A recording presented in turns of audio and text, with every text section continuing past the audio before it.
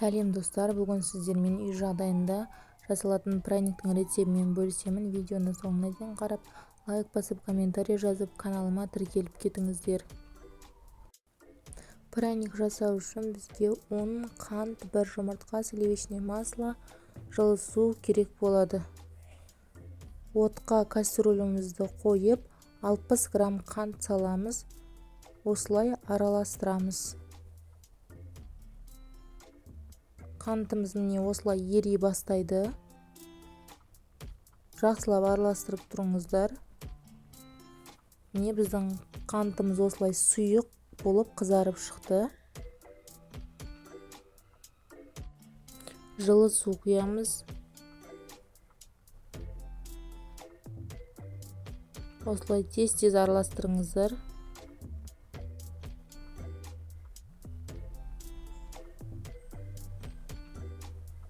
Енді отқа қойып, қалған қантымызды саламыз. Міне осылай қант толықтай еріп, сұйық болып шығады. Енді басқа ыдысқа суыту үшін құямыз.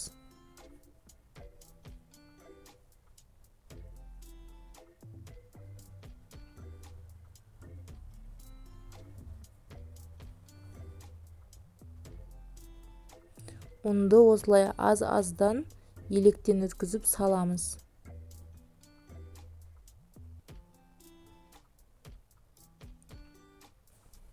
Бір шай қасық сода саламыз. Венчикпен араластырамыз.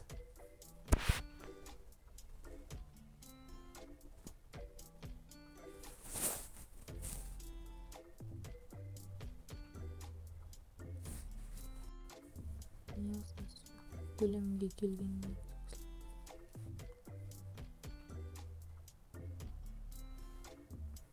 осылай сұйық болған кезде кептірілген сливочный маслоны құямыз.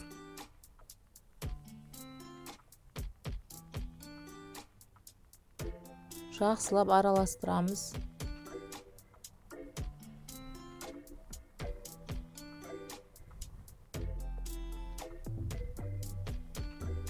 Бір жұмыртқаны саламыз.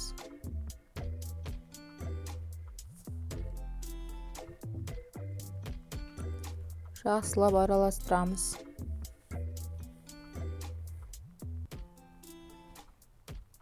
Қалған ұнымызды енді бөліп тағы да електен өткізіп саламыз.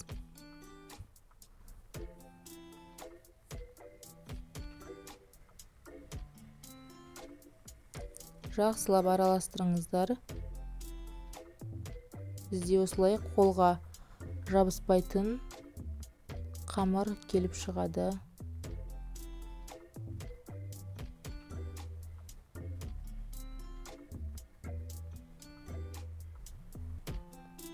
Міне біздің қамырымыз дайын болды. Енді бұл қамырымызды бөліктерге бөліп, шариктар жасап, листімізға теріп шығамыз.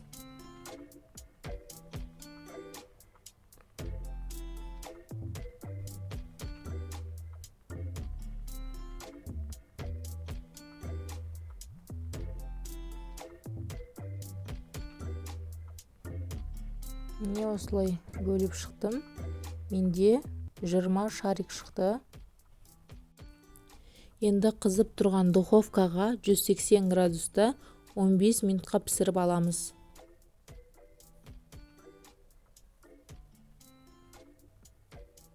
Міне біздің пряниктарымыз пісіп шықты. Көріп тұрғандарыңыздай қызарып, әдемі болып көтеріліп шыққан. Енді бетіне жағатын глазурын дайындаймыз. Ол үшін бізге қант керек болады. Жылы су құямыз. Отқа қойып араластырамыз.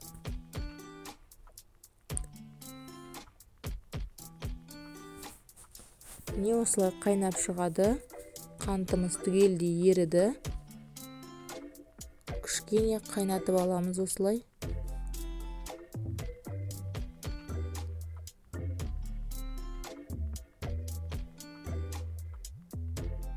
Араластырып тұрыңыздар.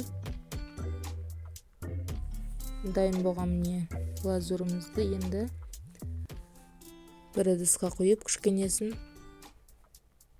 пряниктерімізді салып бетіне жағып шығамыз. Міне видеода көрсетілгендей ыдысқа пряниктарды салып осындай глазурға аунатамыз.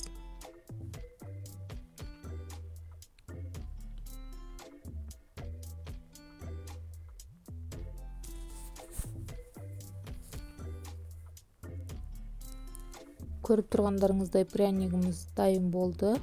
Керемет, дәмді, жұмсақ болып шықты. Үй жағдайында сіздерге де жасап көруге кеңес беремін. Видео ұнаса лайк басып, каналыма тіркеліп кетіңіздер.